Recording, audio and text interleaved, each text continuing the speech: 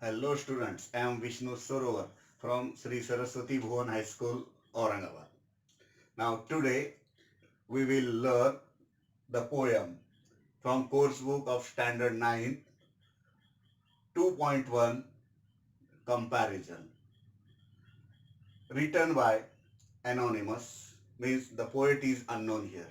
तर विद्यार्थी मित्रांनो, आज आपण इयत्ता 9वी इंग्रजीतील 2.1 जी कविता जी आहेत त्या कवितेचं शीर्षक आहे कंपॅरिझन. तर ही कंपॅरिझन नावाची कविता आपण या ठिकाणी आज शिकणार आहोत. या कवितेचे कवी जे आहेत ते अनॉनिमस सांगितलेले आहेत. अनॉनिमस म्हणजे काय, तर अननोन, म्हणजे कवीचं नाव या ठिकाणी दिलेले नाहीये, लक्षात घ्या. So now the theme of the poem. The theme of the poem is here. The poem is a series of opposites. या कवितेमध्ये सर्व गोष्टी अपोजिट सांगितलेल्या आहेत. जेव्हा आपण कवितेला सुरुवात करू ना लाईन बाय लाईन, तेव्हा तुमच्या लक्षात येईल. So this poem is a series of opposites. Okay, again in this poem poet compares two objects or two similar or dissimilar things. These things are living or non-living things. Okay, again this poem is the according to the poet, the poem or according to the poet, the world is full of diversity. एकदम कवीच्या मते, कवीचं असं म्हणणं आहे की हे संपूर्ण जग आहेत ना, हे फुल ऑफ डायव्हर्सिटीने भरलेले आहेत. हे डायव्हर्सिटी म्हणजे काय, तर व्हरायटी, विविधता. विविधता आहे, विविधता म्हणण्याच्या त्यामध्ये आपल्याला भिन्नता हा शब्द अगदी या ठिकाणी परफेक्ट लागू होऊ शकतो. Okay, so poet again says us, poet again advises us to think about some goods, some bad things from our lives. तर कवीच असं म्हणणं आहे, कवी सजेशन देतोय की आपण आपल्या जीवनातल्या काही चांगल्या काही वाईट गोष्टी ज्या ना याचा आपण विचार केला पाहिजेत. आणि निश्चितपणे खरंच आपण हा विचार करायलाच पाहिजे असं माझं सुद्धा मत आहे. The speciality of the poem is here. Here poet compares two adjectives and two nouns each of lines. प्रत्येक ओळीमध्ये, या कवितेचं वैशिष्ट्य आहे, कवीनं काय केलं, प्रत्येक ओळीमध्ये दोन ऍडजेक्टिव्ह आणि दोन नाउन्स यांची तुलना केलेली आहे, लक्षात घ्या. आणि एक महत्त्वाचा अगोदर सांगून टाकतो, कवीनं जेव्हा ऍडजेक्टिव्ह सांगितलेलं तर adjective are given at the beginning of the sentence and nouns are given here at the end of sentences. बघा सुरुवातीला इथं मी फक्त एक उदाहरण सांगतो. here fast and slow, and these adjectives are opposite ones. दोन्ही या ठिकाणी हे ऍडजेक्टिव्ह जे आहेत ना हे विरुद्ध दिलेले, लक्षात घ्या, अपोजिट्स. आणि next one here spaceship and स्नेल, दीज आर नाउन्स. बघा या दोन्ही ओळीच्या शेवटी दिलेले आहेत. अँड दीज आर नाउन्स म्हणजे हे नाउन्स आणि या ठिकाणी adjective. So he compared in his poem. Okay, now we will start the poem. Now here the first line, fast as a spaceship, slow as a snail. In the very first line, poet deals with, poets give an example of poet gives an example. Here poet compare spaceship with snail. Here you all of you know that the speed of spaceship is always fast one, but comparatively the speed of snail is very slow one, because here spaceship always fly into the sky and snail always crawl on the ground. तर विद्यार्थी मित्रांनो इथं बघा या पहिल्याच line मध्ये त्यांनी spaceship, कवीनं spaceship आणि स्नेल या दोघांची तुलना केली. कशाच्या संदर्भात केली, तर या ठिकाणी फास्ट अँड स्लो, या ठिकाणी दोन गोष्टी सांगितलेल्या, फास्ट आणि slow.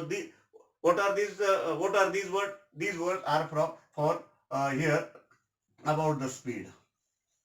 Okay, so the poet compare the speed between these two. Okay, now next line, big as a dinosaur, small as a nail. Here dinosaur compared with nail. Dinosaur, all of you know that, an animal. And nail means खिळा खिळा जो आपण भिंतीत वगैरे ठोकतो ना तो nail. Here poet compare dinosaur with nail. For what? Here here big and small. What are these? Here big is a size. Here poet compare these two objects for a size only. Okay, but pay attention here. These two words are again opposite words. Big versus small. In the next line.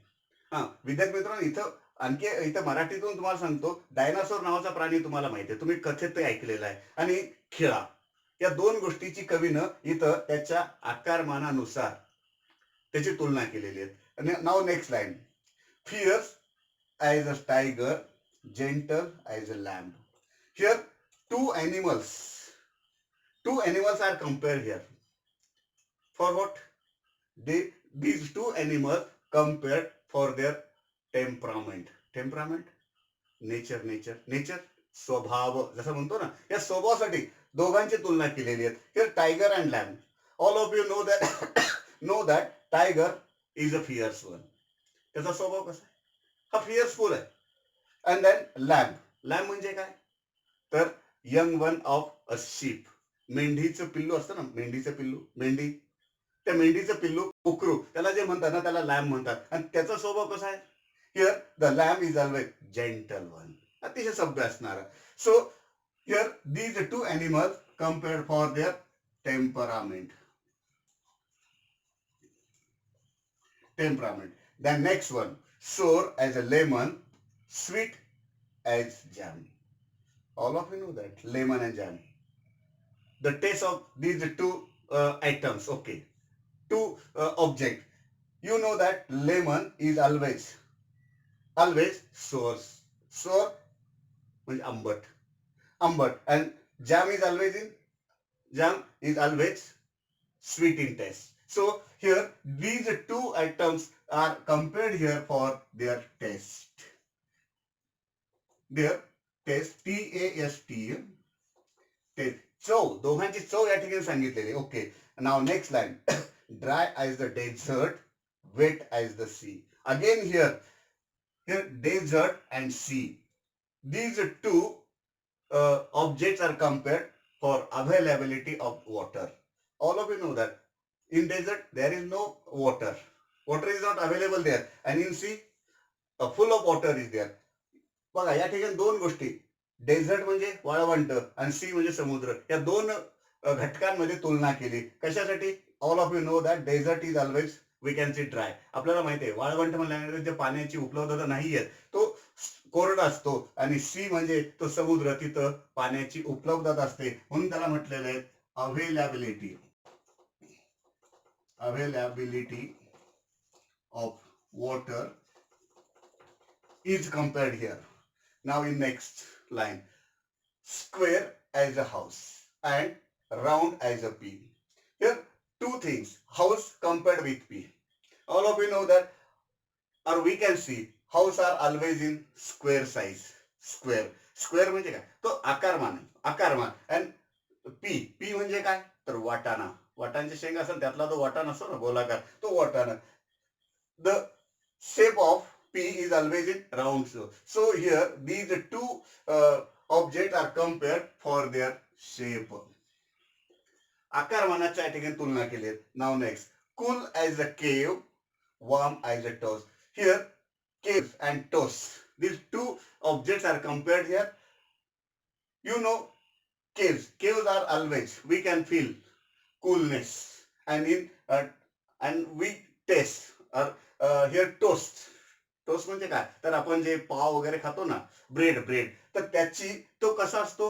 Always in warm. म्हणजे या ठिकाणी दोन गोष्टी, caves and warm are compared for their for your temperature.